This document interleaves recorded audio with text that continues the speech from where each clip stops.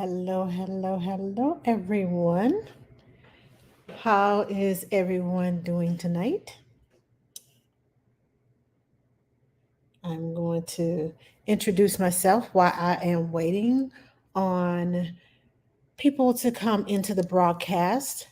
Hello, DJ Living Life. How are you? Good to see you again. Hello, Miss Graham and Courtney. How are you? Welcome. For those of you who don't know me, let me introduce myself right quick because we have added LinkedIn to our lineup, our Tuesday night lineup. So let me introduce myself. My name is Angela. I am better known as Ask the Nanny all across social media. I am a newborn care specialist. I am a professional career nanny. I am a lactation educator. I am a nanny mentor. I am a parent educator and content creator all across social media. So I wear a lot of hats but I love it because they all revolve around children and families. And my motto is changing lives one family at a time. Now sometimes there's more than one family at a time, but most of the time it's one family at a time. And this is my calling, this is my life. Uh, it's everything to me. Getting families, moms and dads, brand new moms and dads, acclimated to the brand new baby while still maintaining themselves uh, is hard work. So, tonight we are going to talk about hello, Kita, uh, and hello, Positively Nanny. Hello. Hi, Shannon. Let's see. So tonight we're going to talk about self-soothing. I put out some videos last Thursday and Friday, and yesterday, I do believe, about independence, about letting your child self-soothe. And I got some messages in my DMs. Hi, Rose. How are you?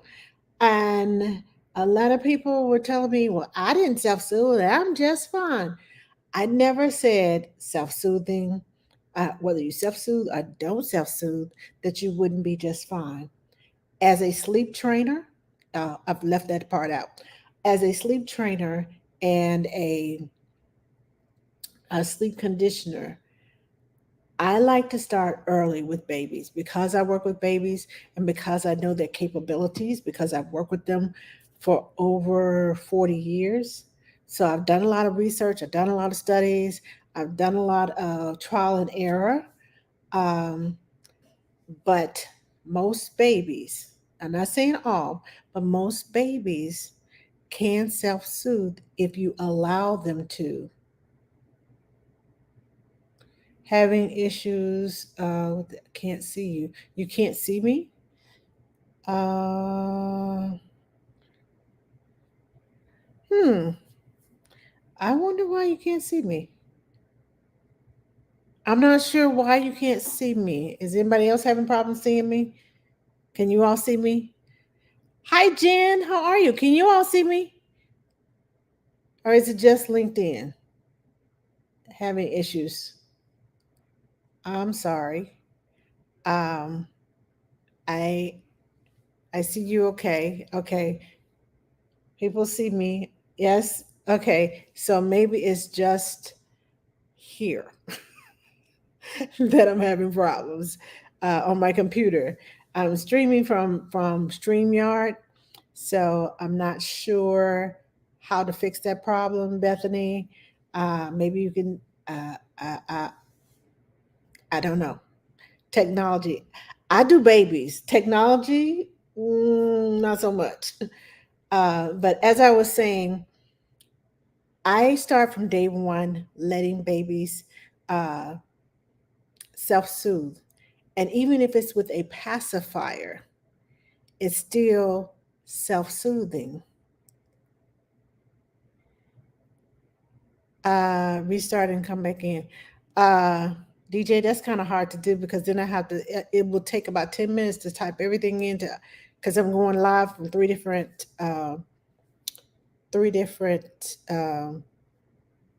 online outlets, Facebook and YouTube and LinkedIn.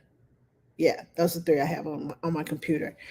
Um, but everyone else says that they can see me, so no talking about the other person.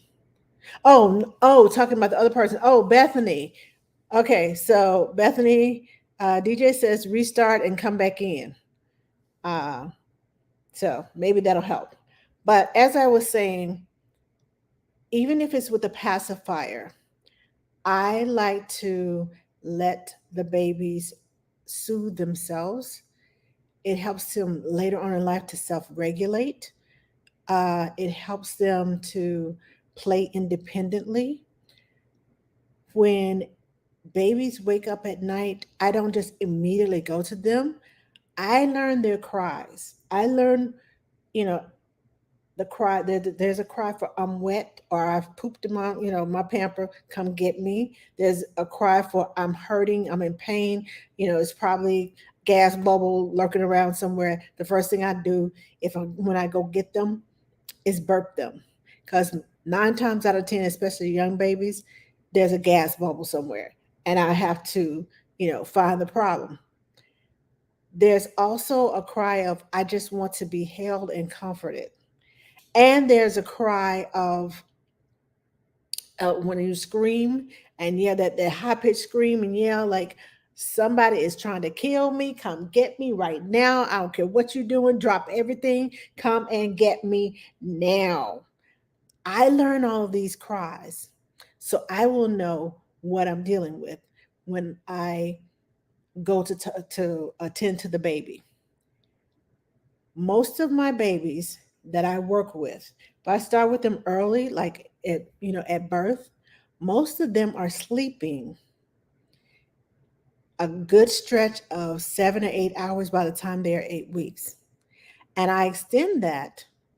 If I'm there for more than 8 weeks, I try to extend that up to 12 hours so that the baby is sleeping 12 hours by 12 weeks.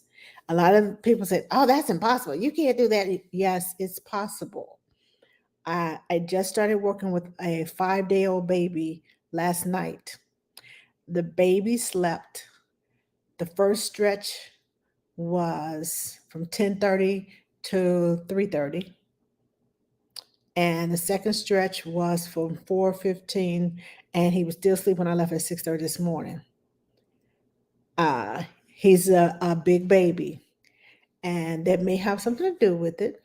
But because he's a big baby, and the pediatrician said it's yes, Jen, lucky me, because the pediatrician said it was okay to let him sleep because his weight was good and he was eating great.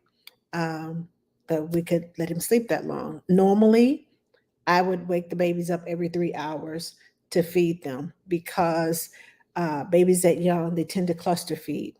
And that's exactly what he did last night. He ate at 9 o'clock and I fed him again around 10:15. He sucked down all he wanted and passed out. I burped him, kept him upright. And that's another thing that I do. So they are able to sleep soundly. I make sure there's no gas on their tummy, because a gas bubble, as an adult, if you've ever had a gas bubble that travels through you, I've had one get like right here, like right, felt like it was between my lungs and my heart. And I was just like, I was trying to burp myself because I knew the gas bubble was coming. Once I burped, I felt better. If you think about a gas bubble inside of you, imagine how it feels in the baby. It feels the same way in a baby. And that's why I burp them first, because and hold them upright. I hold them upright so that their food will have time to digest some before I lay them down. Because just think, with everything, I relate to adults. You eat and then you go straight to bed. It's going to give you gas. It's going to tear you up, or you're going to have reflux from whatever you ate, and it's not a good feeling. So when I feed my babies, I make sure that keep them upright for 15 minutes, especially brand new babies. You don't know if they have reflux or not. So, in my reflux training, because I had a son who had reflux so bad that he lost half of his body weight in 1 week, and I thought I was going to lose him. Yeah, that's a precaution that I learned 30. How old is my child? He'll be 34 tomorrow. Wow. Oh my gosh. I feel old now. But my son will be, my middle son will be 34 years old tomorrow. But he had reflux so bad.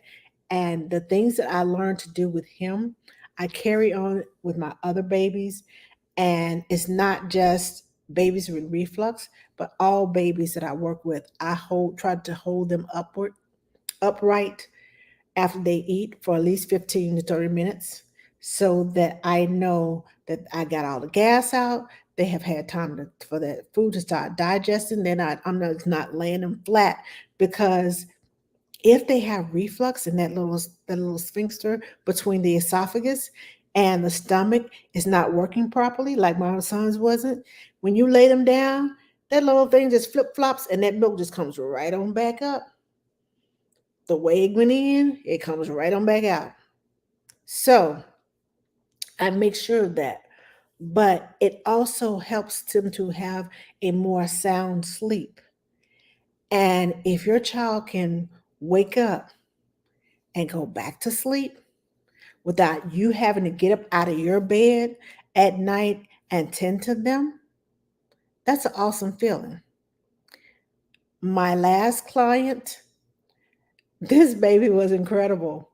She would kick her legs. She would get gas at night, she would wake up, but she wouldn't say anything. She would just kick her feet and kick her feet and kick her feet, and then she fart and then go on back to sleep. She had it all worked out. I didn't have to. It was like, okay, you got this. But she started sleeping on her own and demanding to go to bed at 7:30. She knew what time she wanted to go to sleep. When she was tired, I told her mom, if she's tired, put her down. She is setting her own um, sleep cycle. So when she went to bed at 7:30, she wouldn't wake up until the next morning at 7:30. And she started doing this at about 8.5, 9 weeks old. And I was there with her for 12 weeks. The last 3 weeks, I was just in the room. I really didn't have to do anything. She slept out. She was asleep when I got there. She slept the whole time I was there and was still asleep when I left.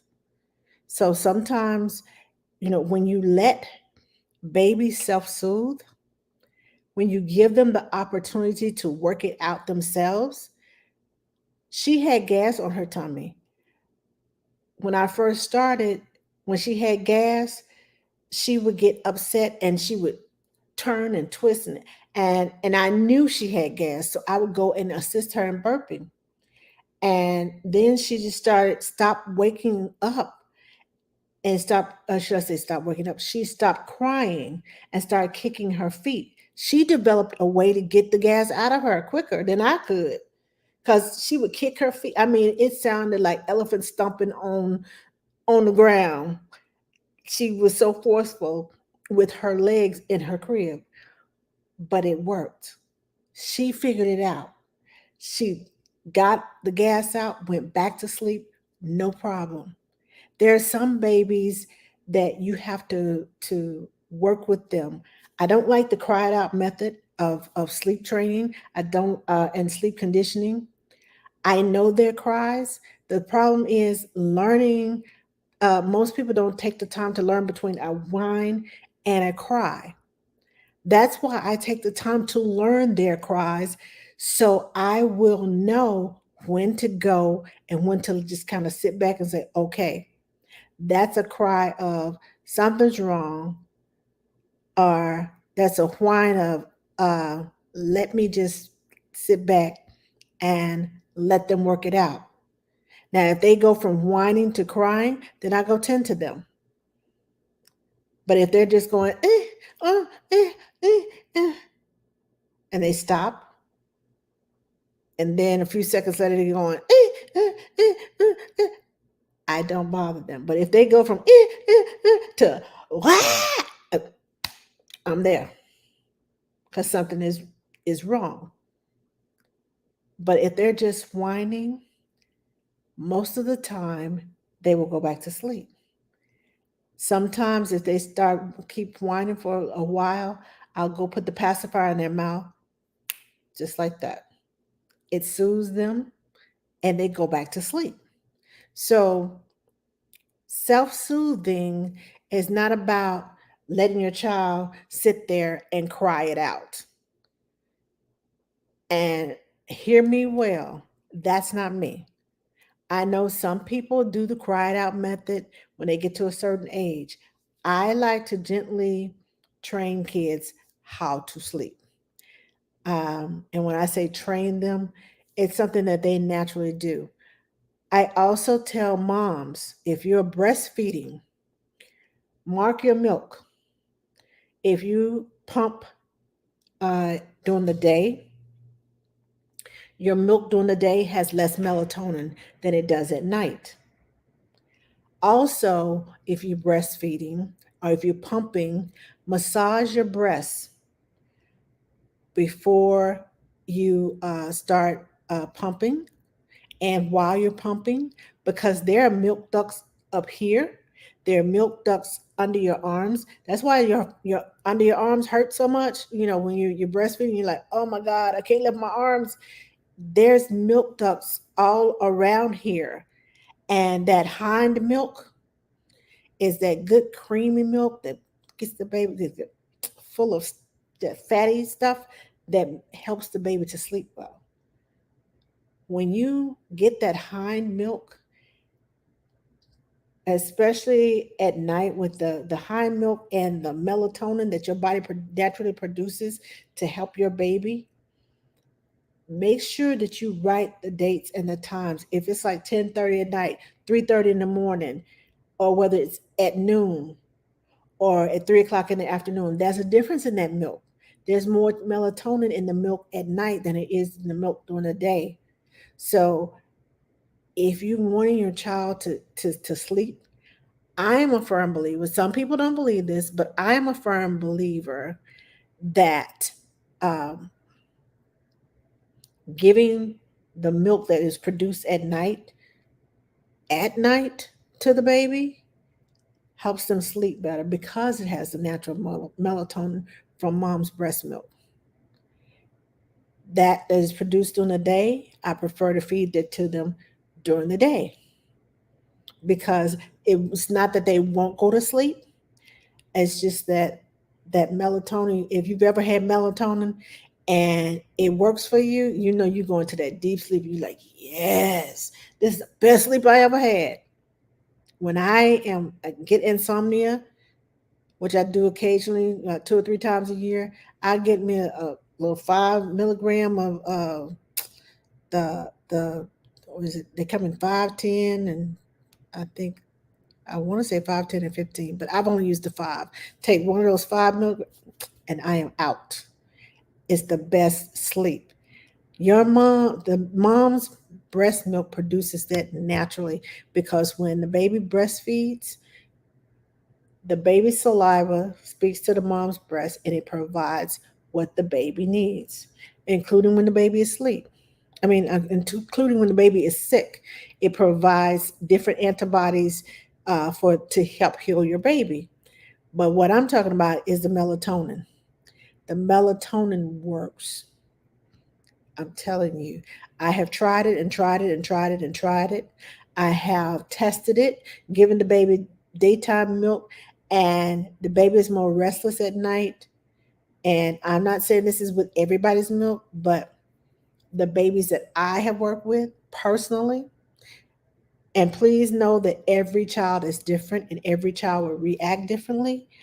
But the ones that I have worked with personally, I have tried my theories and I have worked with a lot of babies and twins. So it works.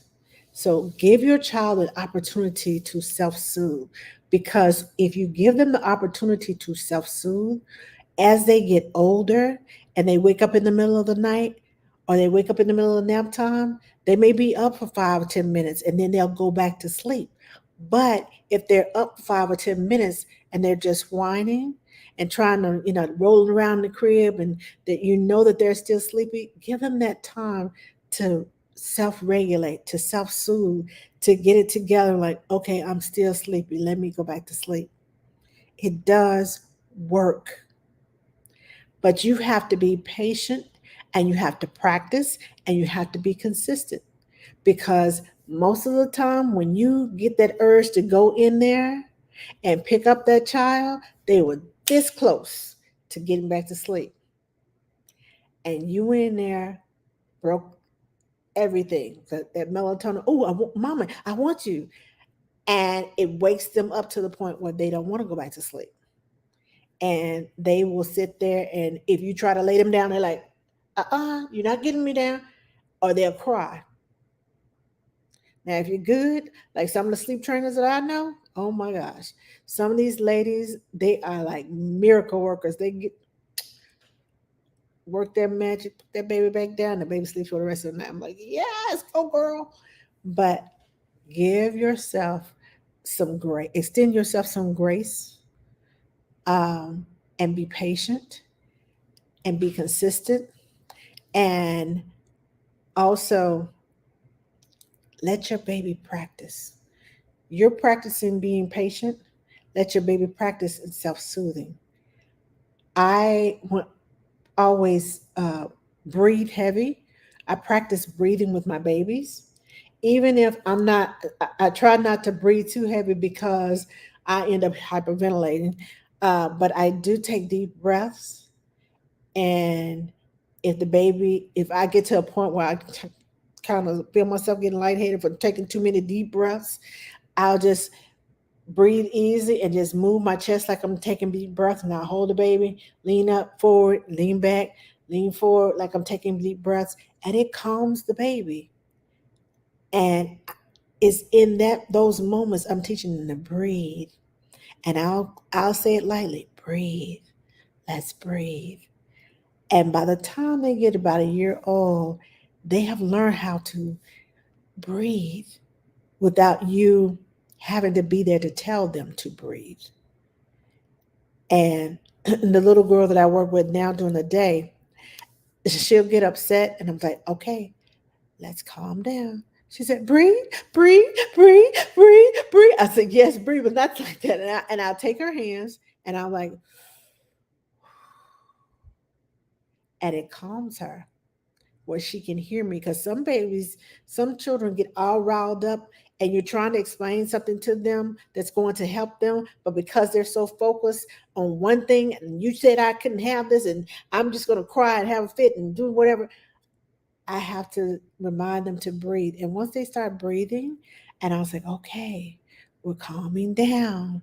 And now that we're calm, okay, this is what we're going to do. And I'll tell her what we're going to do. And it always ends up with her getting whatever it was that she wanted, but she wants it right now instead of when she's supposed to have it.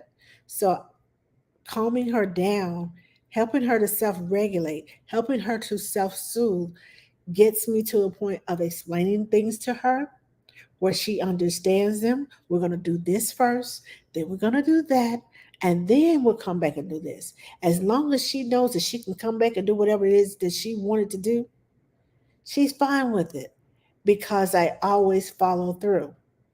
There is a follow through in this self-soothing. And once that you get your child to calm down, if you have promised them something, follow through. They are looking forward to your follow through. And if you are a mentor and you are an example that that child is looking up to, and you're not following through, then guess what? They won't either. It, you don't think that kids, babies know? Oh, they too young. They don't know. Yes, they do. Yes, they do. And then you wonder, well, why is she behaving like that? Why is he behaving like that? Because you didn't follow through. You promised them something, and then you thought they forgot because they didn't mention it. They don't have the words to tell you, you promised me this. Make the follow through. Okay? Make the follow through.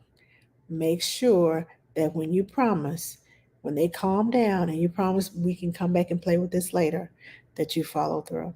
I cannot say that enough because they will remember. They do remember and they follow your lead. And if you are not leading them according to your word, uh, there's going to be some repercussions, I shall say, because they will come back and say, you said, I thought you said, and they get upset, and here comes a tantrum. And you got to follow this process all over again. So let your children, teach your children how to self soothe, give them opportunities to self soothe. And especially in their crib, when you allow them to self soothe, it gives you more time.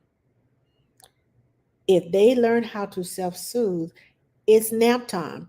Nap time is not over until 3 o'clock, but they wake up at 2:45, and you thinking, I got 15 minutes to finish eating. Well, they're in there screaming their head off, and you're like, ah. But if you teach them how to self soothe, they're not in there screaming. They're talking to themselves. They're practicing crawling around the crib. They're practicing their pull up skills. They're practicing new words and babbling to themselves and new words. And then by the time you finish, ding, it's 3 o'clock. Okay, I'm done. You're done. Here we go. And you go get your child. They learn that it's okay. I'm in a safe place. I am here. I know mama's coming to get me. We have lights at work that on remote I can it's on the app, and I it has different colors of the lights. It's one light bulb, but it changes different colors. When I turn the red light on, she knows, okay, I have time to wait. I got to wait. I'll turn the sound machine off and turn the music box on. So she knows that, okay, I'm going to be here for a minute. Lately, she's been waking up, and I don't know how she knows. It's like she wakes up at 3, and it's like 2:57 or 2:58. She goes, all done, all done, all done sleeping, all done sleeping. I was like, yes, you're all done sleeping. And so then I'll turn the big light on. Change the colors from the light to the regular color light, to the white light. And she knows I'm on my way. So those are signals, that the things that I have practiced with her, so that it triggers her brain. Okay, the red light is on, mean I got to sit here and play. Nap time is not over with yet. The sound machine went from the wind, it went to the music box. So that means I got to sit here and play. I talk to myself and entertain myself until the big light goes on. When the big light goes on, she stands up and she's like, okay, I know you're coming. And I open the door and I say, hey, big girl. She's like, done sleeping? Done sleeping? Done sleeping? I said, yes, you're done sleeping. Out, get you, get you. I said, yes, I'm going to get you out. So she knows the routine because I have started early, letting her self soothe, giving her signals that know that this is your waiting period. Nap time is not over. Even though you're up, you can stay up. You don't have to go back to sleep if you don't want to. But I usually give her about 10 minutes before I turn that red light on, just to know, just to see if she will go back to sleep. If she's up lower than 10 minutes, oh, it's over. It's a wrap. I already know because of her past, because of her past. Uh, what am I trying to say? Oh, my tongue is tied. Because of what she said in the past, because of what she has done in the past, I know that her sleep time is over. So I turn the red light on, and she's sitting there and she's waiting and she's talking to herself. And now she sleeps. She's old enough to sleep with her Pooh bear. And I don't know. Mostly, I don't know if you all know about Bucky Beaver. There's this wonderful gas station food place. Uh, it's huge here in Texas, but it's called Bucky's. And she stopped by Bucky's on the way home from a trip and got her a stuffed Bucky. So now she sleeps with Pooh and with Bucky, and she's talking, and it's fascinating to watch her because now we talk with the animals when we play pretend play with her. We give the animals voices, and we just kind of like go like this with one animal and go like this with the other, like they're talking to one another. She does that now in her crib. She's 21 months old. So she talks to Pooh has a voice and Bucky has a voice, and she just sitting there and she's going like this with them, and they're talking. And it's amazing to watch her pretend play because she's only 21 months. And it is so fascinating because she picks up on everything. And it just watching her learning and knowing what to do and how to do it, that gives me extra time to get her snack ready. It gives me extra time to wash the dishes and get everything prepared for the afternoon. If we're going on a trip the next day, it gives me enough time to get everything prepared while she's asleep. Have lunch. Uh, if I want to take a nap, I can take a nap because she takes a 3 hour nap. So I get all these things done, laundry, all that done while she's asleep. And if she wakes up early, this is our routine because I have taught her early how to self soothe, how to stay in her crib, and it gives me extra time. And she knows Gigi is not going to come and get me until the white light comes on.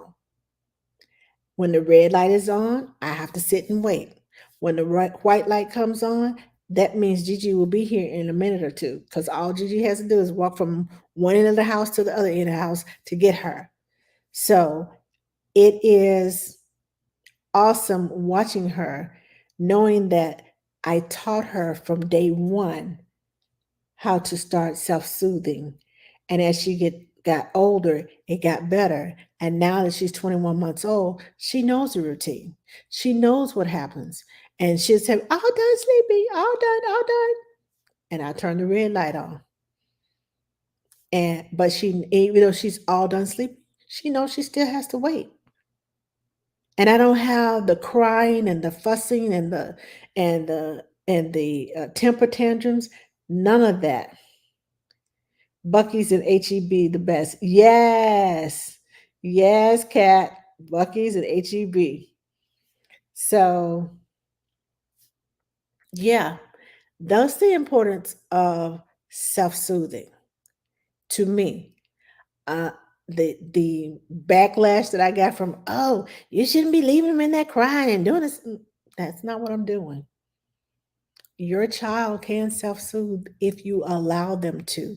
If you take and it takes time to get to that point where she is at 21 months. She was not the same, 6 months ago. She could not wait that long 6 months ago. Now she knows I can play by myself. I can entertain myself. So it takes time and it takes patience. It takes practice. It takes consistency for all of this to happen.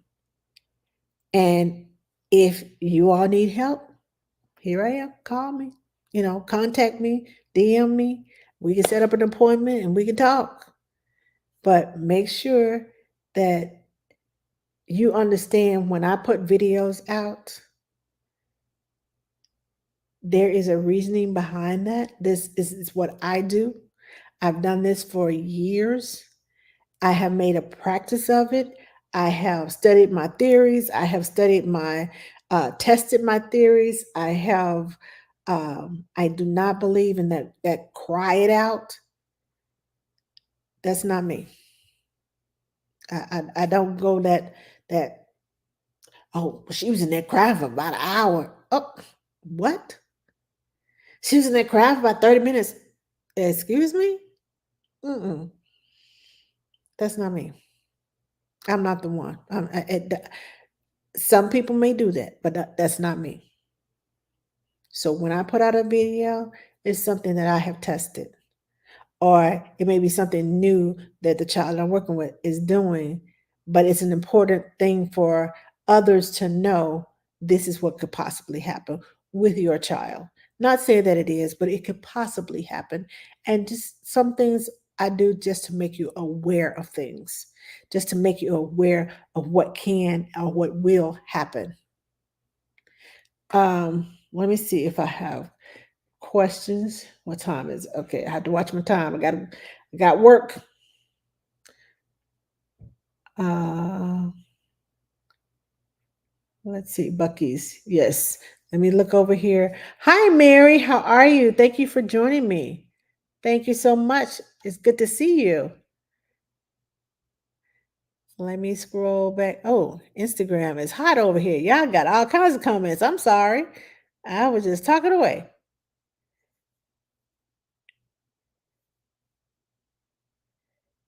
Let's see. Rose says hello, hello. I see you. Okay, okay. Good over here. I see you. I see you. Good evening, lovely. Hi, Jen. I see you. Fine. Restart and come back. Okay. How early do you learn these specific types of crying? I started learning them from day one because your baby, uh, but you have to listen. I started from day one. And because I have been working with babies for so long, the cries sound similar from child to child.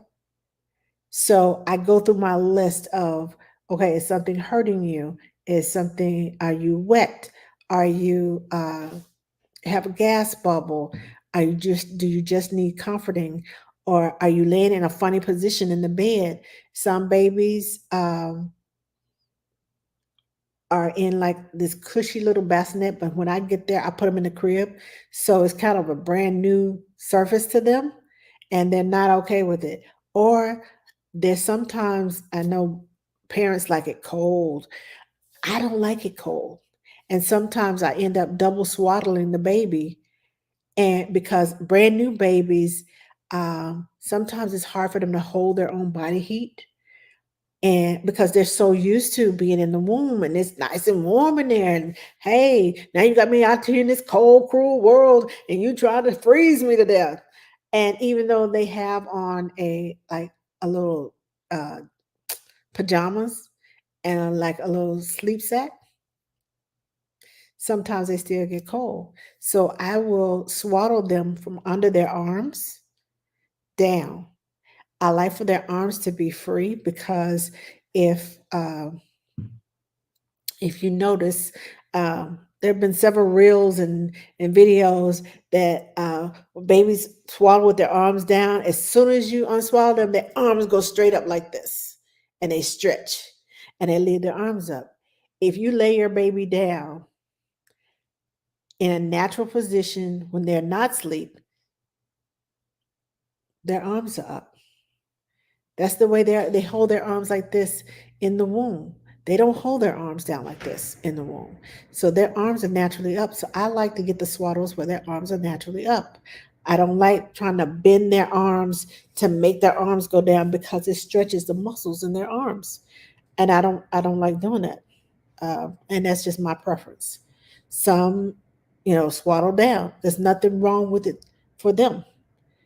For me, I just like swaddle up because that's the way their arms naturally go in a swaddle up position. Gas bubbles uh,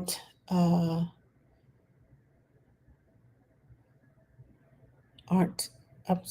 Okay, I don't understand that word. Maybe it's autocorrect. They are so uncomfortable. The milk gotta digest in their little tummies. Yes, uh, squishy legs. That's amazing. I had no idea we produce melatonin. Yes, you produce melatonin. Your body naturally produces melatonin for your baby. Uh, with them being able to self-soothe, it also gives you a break. Yes, it does. It does give you a break. Uh, I want to learn that newborn magic. Positively Nanny, send me a DM and we can talk. I can send you to the classes that I took. I can also help you get some tips if you're a nanny. If you don't want to be a newborn care specialist, it's still good to know about newborns and how to help them, because there may come a time in your nanny career that you may have to work with a newborn or a baby, and sometimes they may be difficult putting down to sleep. But if you come in there with the miracle, oh, I know how to get this baby to sleep, girlfriend, yeah, you might. I got a raise one time for getting the baby to sleep during the that 4 month sleep regression. Oh my gosh, you got him to sleep. He was on strike. Oh my gosh, you deserve a raise. Hey, so I'm not saying it's gonna happen to you, but it happened to me. She is literally an angel child. She's so smart. Yes, she is very smart. Oh, they are. Oh, they very much know. Yes, kids do know what you're doing when you promise them something. The babbling gets me every time. Oh, how cute. Oh my God. That's awesome. I only know the McDonald's and Chick-fil-A. Jen, Bucky's is like a like a mega gas station. When I say they have like the diesel side and they have uh, the regular car side, and it's like 15 pumps long. So there's like uh, two on each side. So it's able to service like 60 people, 60 cars at one time. That's how huge some of the Buckies are. And then you go inside and they have Bucky nuts, and they have uh, fudge, homemade fudge, and they have sandwiches, and they have breakfast sandwiches. And just think of the 7-Eleven exploded 5 or 6 times. That's how huge this place is. And they have like 10 to 12 cashiers in the back section. And then, depending on which door you're going out, they have like 4 or 5 more cashiers up front. That's how many people flock there when they take road trips. Oh, and and you can't miss it because they have signs along the way. Bucky's, 68 miles away, exit 236. Bucky's, 14 miles away, exit 236. Bucky's, take this exit right here. So you can't miss it because they have all of the billboards along the way. But is an experience.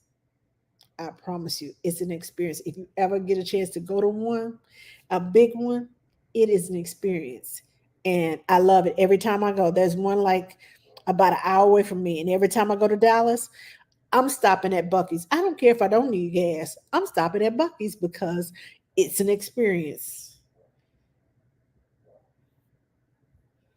Cry it out is so different than teaching them to self soothe. Yes, it is totally different. Me spamming like normal. Uh, Starfish swallow is the best. Yes, I like the starfish, but I like the love to dream swallow up, um, because it has the ridges around the arms right here. It has like little ridges around the hand part. So when the baby goes to self soothe to put their hands in their mouth, that little ridge, especially if they're teething, is soft enough to for them to chew, but it's rigid enough to help scratch their gums. That's why I love it so much. Because even newborns, their natural instinct is to put their hands in their mouths, and if they're sucking on the little ridge, um, it self soothes them. It's something different than just a piece of cloth stuck in their mouth. It's like a specific ridge that they sew around it's like a trim around the whole thing, and it has a two-way zipper. So if you um, have a baby has a gown on, you can zip from the feet up and stop right there at the pamper. Change the pamper without getting the baby's chest cold, because once you unzip and you got to open up the chest and everything and take the feet out and everything, the baby's cold. And to me, that helps wake them up and they become more aware of, oh, it's cold. I don't want to go back to sleep. It wakes them up. Whereas if you stop at the waist down, change the pamper, put the feet back in, zip that thing back down, they go to sleep much quicker than when you have to unzip from the top and take everything off. So I understand about the starfish, but I like the love to dream swallow up. Girl, I only have 7-Eleven with Dunkin' Donuts ahead. Oh my goodness. Yes. So, if I don't have any questions, Julia LaForce. Hi, Julia. How are you? How long after 22 months go to sleep after eating lunch? At 22 months.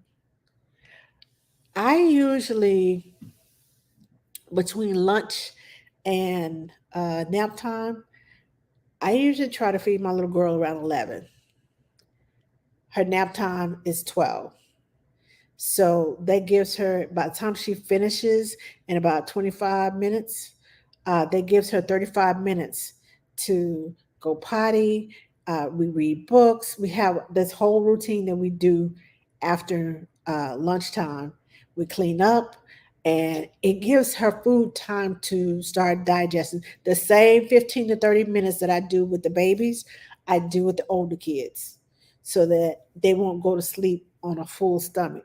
I mean, they'll be full because they're taking a 3 hour nap, but they don't go to sleep right after and they start burping and everything starts coming up.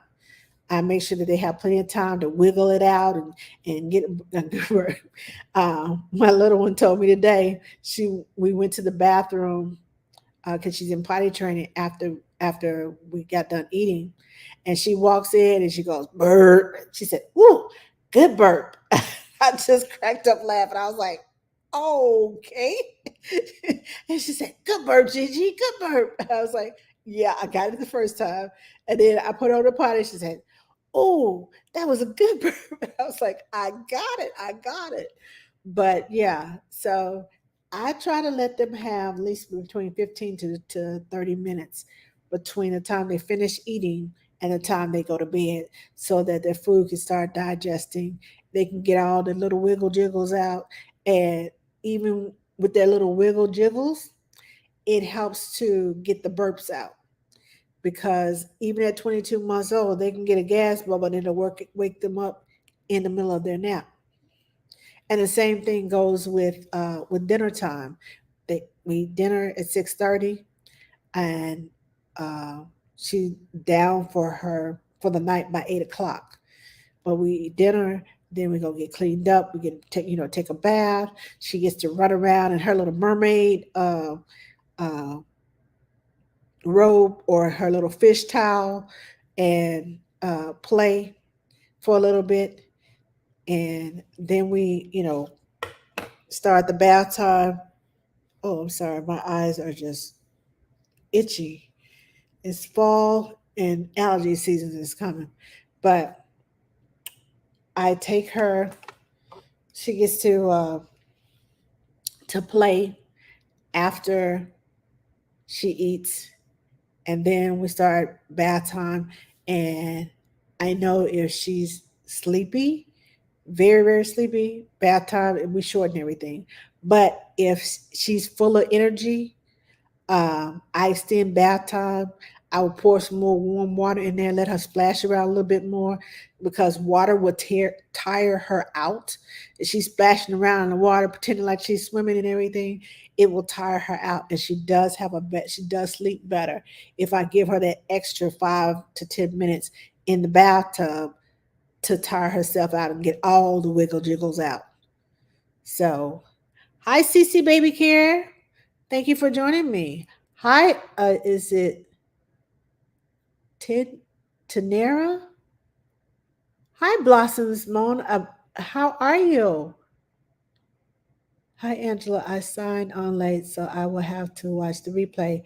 Where are you reading the other comments? Also, where are you located and do you have an NCS registry or are you taking resumes?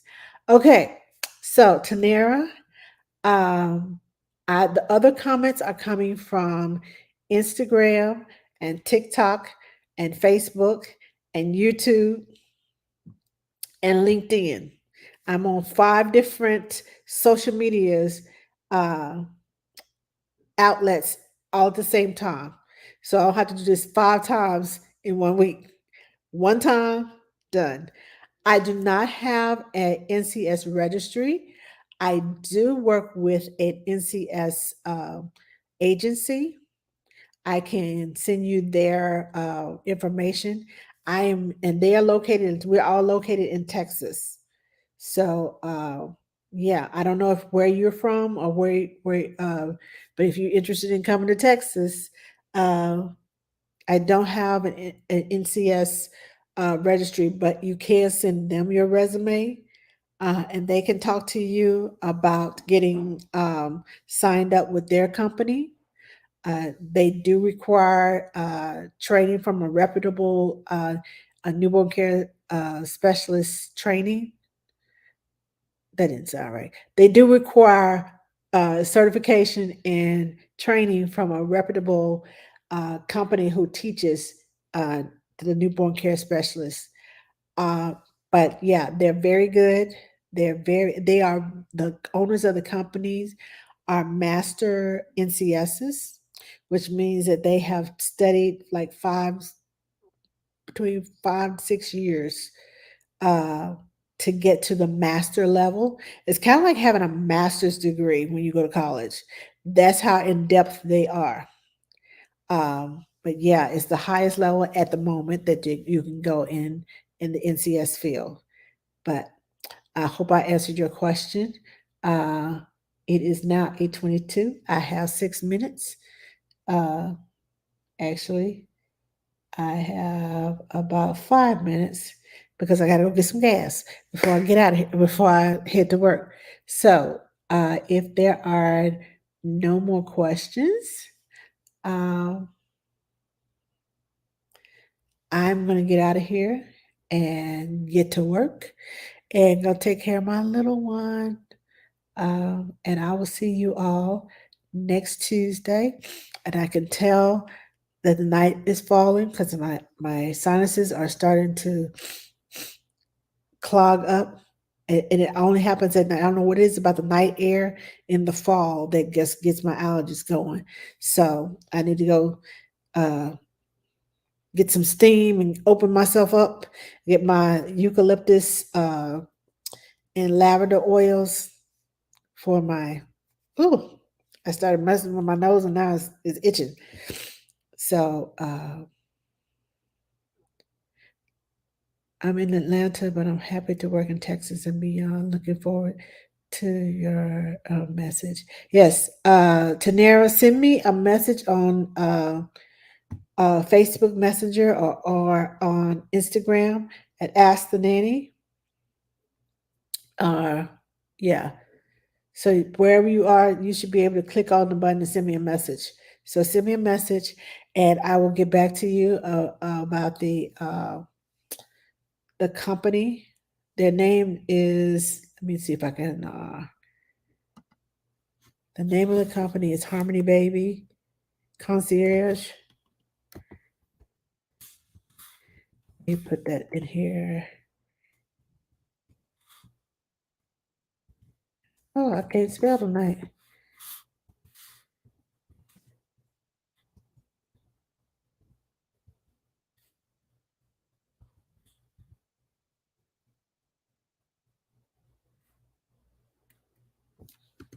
Okay, I spelled that wrong too.